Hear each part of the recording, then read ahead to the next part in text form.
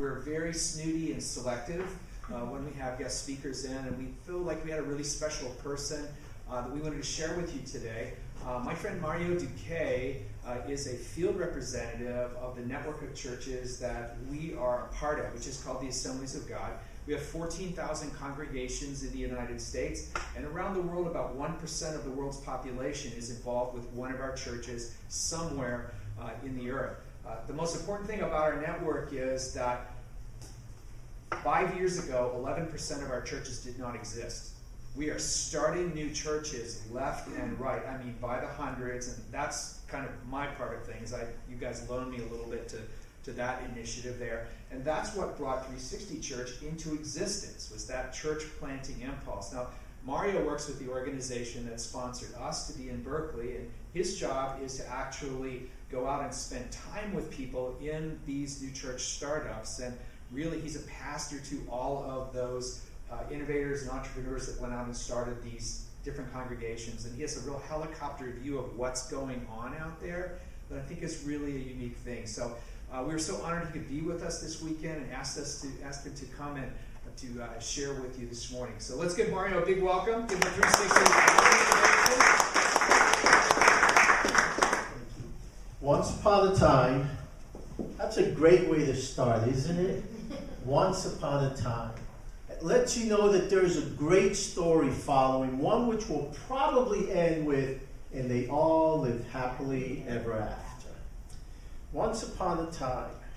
If you're ever stuck and you've got to write something or you've got a speech to give and you don't know how to start, try that. Once upon a time. The story that I'm about to share, by the way, is a true story with only a little bit of embellishment. Once upon a time. If I was to tell you the complete story, for those who choose to believe it, it would end with, and they all lived happily ever after. Once upon a time, or if you prefer, in the beginning. In the beginning, God created. It's a very interesting way to start. In the beginning, in the beginning of what? Can't be in the beginning of God. I mean, that's just not logical. There was nothing, absolute nothingness, and out of complete nothingness, out pops God. Who am I? What am I doing here? I don't know. I guess I'll just create a world. Well, that doesn't make sense, does it? In the beginning, it's an anthropomorphism. That's a fancy word, really two fancy words, which means human form. When God wants to relate something to us that would totally blow our minds, God puts it in human form where we can comprehend.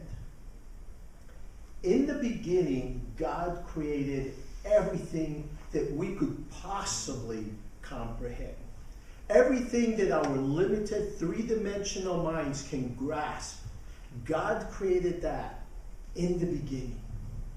In the beginning, God took some of his unlimitedness and he put it out there. He created the universe and the galaxies and our moon and our sun, and at just the right distance from our sun, 1, 2, 3, God created this wonderful blue planet that we call Earth. And the planet, at first, it was all covered with water. And then God caused the solid mass at the center to pop out and separate the waters into seas and oceans. And that created islands and continents. And then God created living beings, creatures. He created finned creatures to swim through the waters and winged creatures to fly all through the sky, and legged creatures to run and walk and hop along the earth. And then God decided to create his greatest creation of all. And God took some of the elements that he had already made and he formed them together. And then God gave of himself. He breathed some of his image, some of God's essence into that human.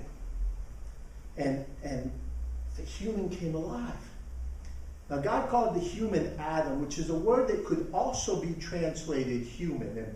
And God created the human, and he gave the human dominion over the earth. What great power. And with great power comes great responsibility. And part of humans' responsibility was to name all the creatures that God had created. That must have been a really fun 8.5 months. I can just imagine a human standing out at the edge of the water with his toes in the water and his heels in the sand. And God caused all the living creatures to parade before the human. And the human named him. Wow, what a whale of a fish! Actually, Adam, that's a mammal. Wow, what a whale of a mammal! Hey, that's a good one. Whale, write that down. Now, I know that Adam probably didn't speak English, but I'm sure it worked the same in his language. And what's all these little fish swimming around? Oh, they're little mini minnows. Yeah, that's a good one, minnows. And then he turned around on land, and God caused all the land creatures to come by also. Giraffe. What's that? Hippopotamus.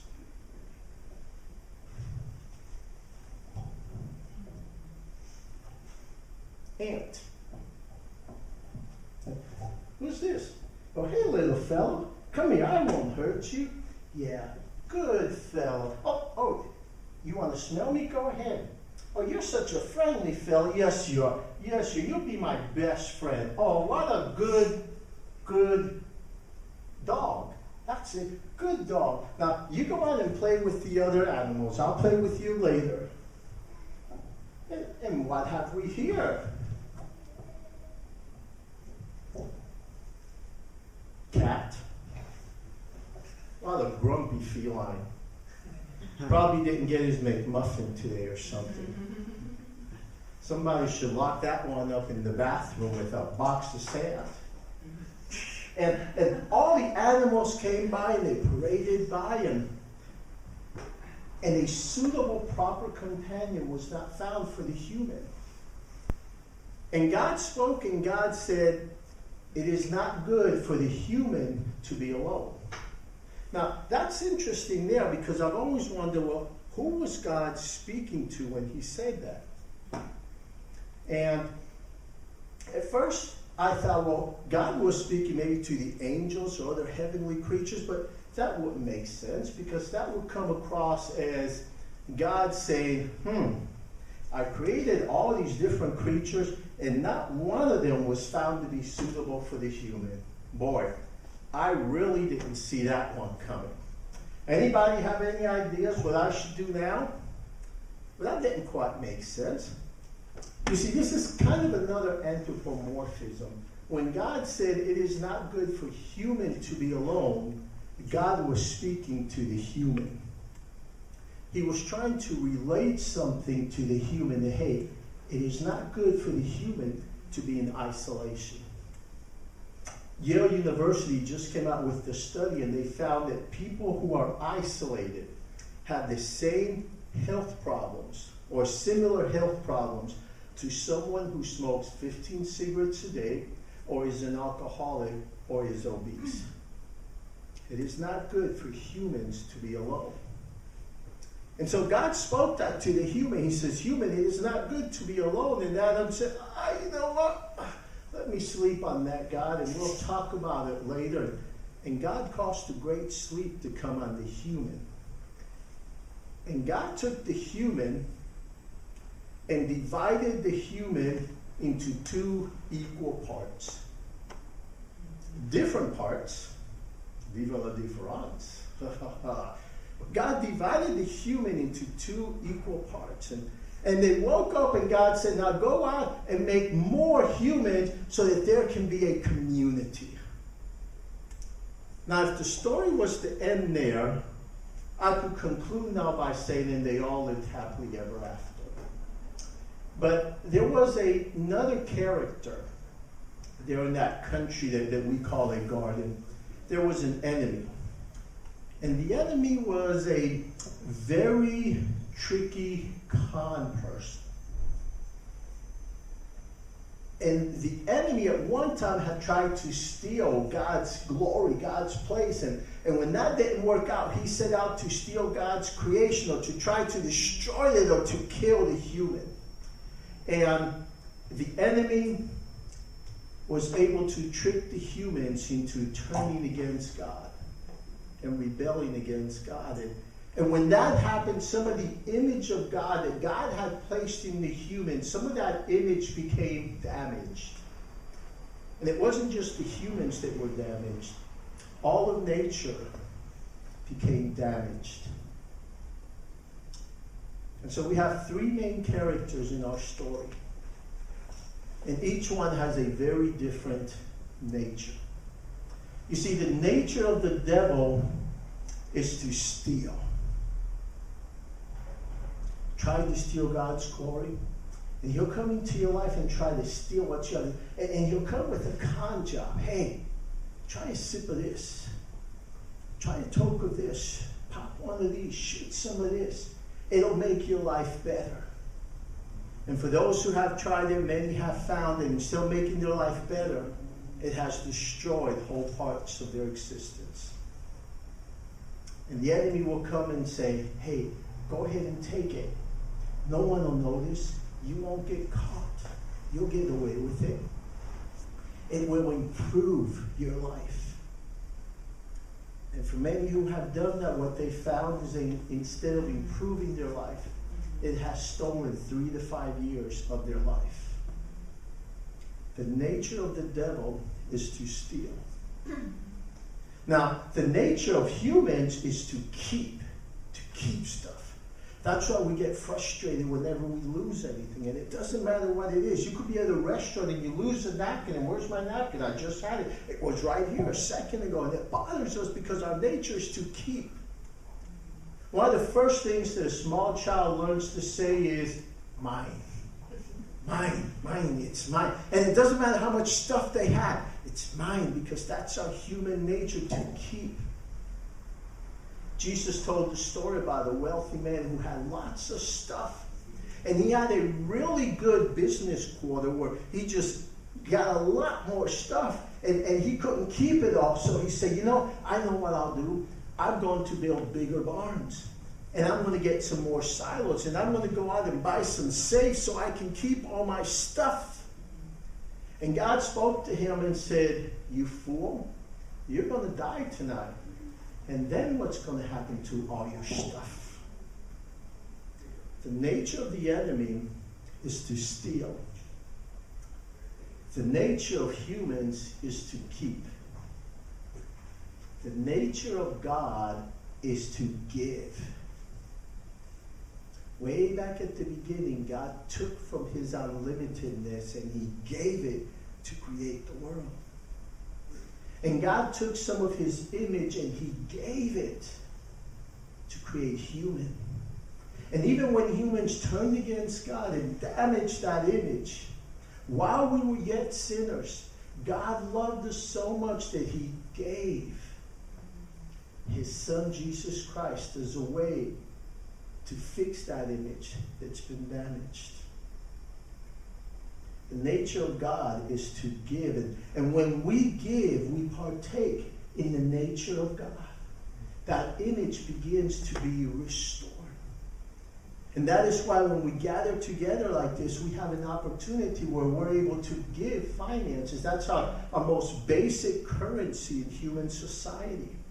But it's not just about finances. It's also about your time and your energy, your talents and your abilities.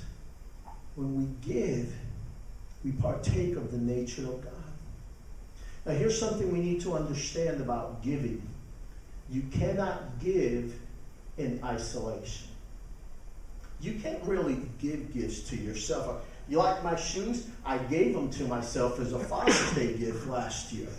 That's not really giving, that's keeping. It's like taking money out of one pocket and putting it in another pocket. Where'd that come from? I think I'll give that away. Hey you, who, me? Yes, you. How would you like a crispy $20 bill? Sure, why not? Here you go. Wow, thank you. You are such a very generous person. Yes, I know. That's not really giving. That's keeping. You cannot give in isolation.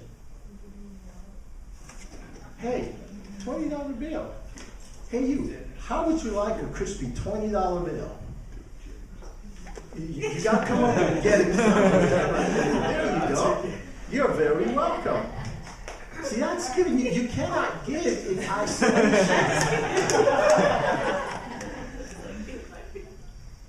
It is not good for human to be alone. It's the same way with our spiritual body. You cannot reach your potential if you ignore your spiritual side. And you cannot fully develop your spiritual side in isolation. It's kind of like if you're a basketball player and you can go out and you can shoot hoops by yourself and you can get good at it.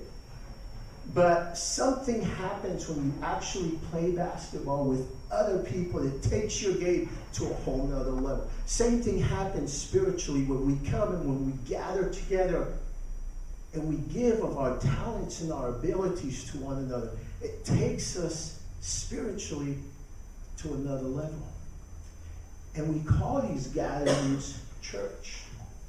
And the one that meets here in Berkeley we call 360 Church. Now the good thing about these spiritual gatherings God sets up is that each one of us has a front row seat with God. It doesn't matter how long you've been involved. You could have been connected to God for 40 years or 40 minutes. God still gives you equal access. God in his unlimitedness is able to give each one of us equal access. You see, God is not some uncaring judge that doesn't want to be bothered with us. He's a loving God that says, hey, I want to have a relationship with you. One of the things that really amazes me the most about God is that God, who knows everything, wants to hear what I've got to say. And perhaps you're here today, or perhaps you're watching on the live screen and you're thinking, that's nice, but I've damaged that image. I've turned against God. I've done some bad things. The good thing is that we have a giving God. And one of the things that God most likes to give is forgiveness. Forgiveness. And he freely gives it. You don't have to work for it. You don't have to try to earn enough points. All you have to do is just 2 words. Just 2 simple words. All you have to do to receive God's forgiveness is just say, thank you. Thank you. The nature of the enemy is to steal. The nature of humans is to keep. The nature of God is to give. When we give, we are partaking of the nature of God. And God's image in us begins to be restored. But you can't give in isolation. And that's why it is not good for you to go through it alone. And that's the way it's been ever since we were created by God way back in the beginning.